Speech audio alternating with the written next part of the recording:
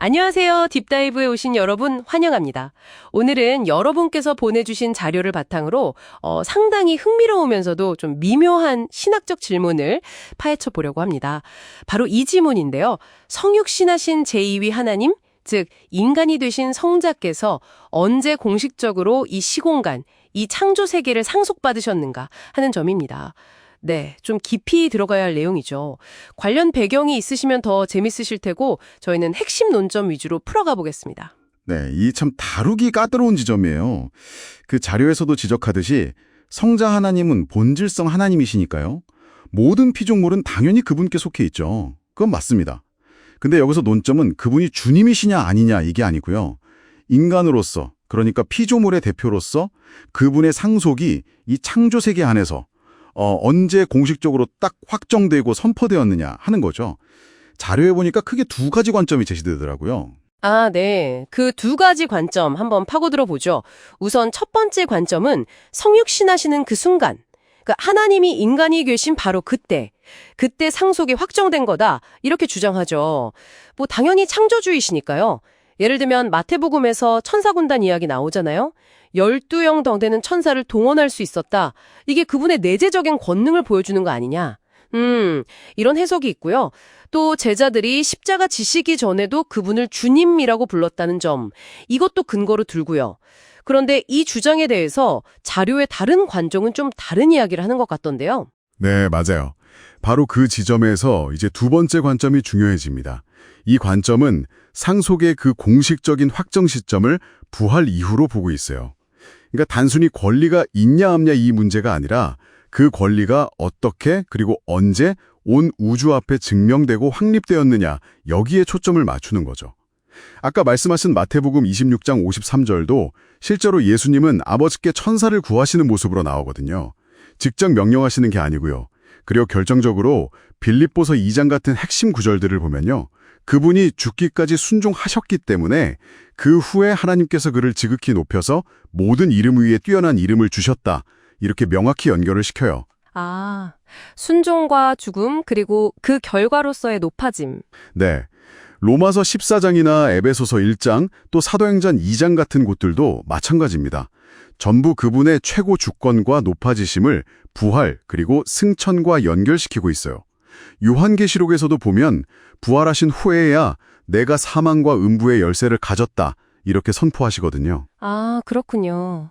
그러니까 권위 자체는 뭐 본질적으로 늘 가지고 계셨겠지만 피조세계 전체가 납득하고 인정할 만한 어떤 공식 선포 혹은 뭐랄까요, 권리 확정의 시점은 부활 이후다. 이런 말씀이시네요. 그럼 이게 궁금해지는데요. 왜 굳이 이런 공식적인 확정이 필요했을까요? 하나님 아버지께서 인정을 안 하신 것도 아닐 텐데 말이죠. 왜 지연이 된 걸까요? 확장 과정이 하나님 아버지를 위한 게 아니라는 거예요. 바로 피조물들을 위한 거였다는 거죠. 천사들과 우리 인간들 말입니다. 십자가와 부활은 하나님의 그 무한하신 사랑과 또 절대적인 공의, 그리고 그분의 길이 옳다는 것을 온 우주 앞에 증명하는 궁극적인 사건이었어요. 이걸 통해서 피조물들이 단순히 힘에 눌려서 복종하는 게 아니라 그분의 성품, 그분의 의로우심에 대한 깊은 신뢰와 사랑으로 자발적인 순종을 할 수 있게 된다는 거죠. 아, 자발적인 순종. 힘이 아니라 사랑과 신뢰 때문에. 그렇죠.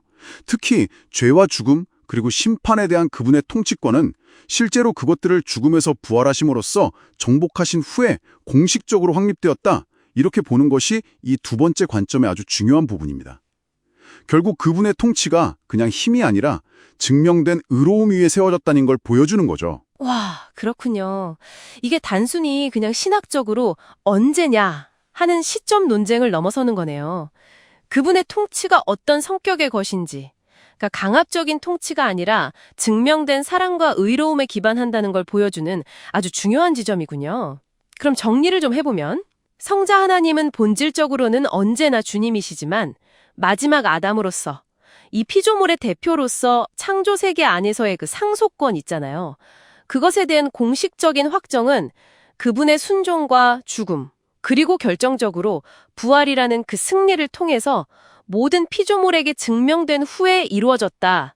아, 이렇게 이해하면 될까요? 네, 정확합니다. 아주 정리가 잘 되었네요.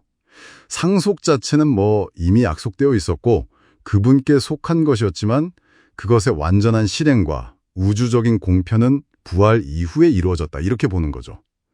그리고 이 시점은 모든 피조물이 하나님의 사랑과 공의를 똑똑히 보고 그분의 통치가 단순한 힘이 아니라 정말 자발적인 충성에 기반하는구나. 이걸 이해하는 데 결정적이었다는 겁니다. 네, 듣고 보니 이 논의는 상속이 언제 일어났는지 이것보다는 왜 그 시점에 그런 방식으로 이루어졌는지에 대해 더 깊이 생각하게 만드는 것 같습니다. 자, 오늘 이 딥다이브를 마무리하면서요, 여러분께 생각해 볼 질문 하나를 던져드리고 싶습니다. 만약에 신적인 권위조차도 이 창조세계 안에서 공식적으로 확정되기 위해서 자기 비움과 고난, 그리고 그 증명된 사랑의 과정을 거쳤다면요. 이것이 우리의 삶 속에서 또 우리가 속한 공동체 안에서 경험하는 모든 종류의 진정한 리더십, 또 영향력의 본질에 대해서 무엇을 말해주고 있을까요? 한번 깊이 고민해 볼 만한 질문인 것 같습니다. 이번 딥다이브가 여러분께서 공유해 주신 그 자료 속의 복잡한 생각들을 좀 더 명확하게 이해하시는 데 도움이 되었기를 바랍니다.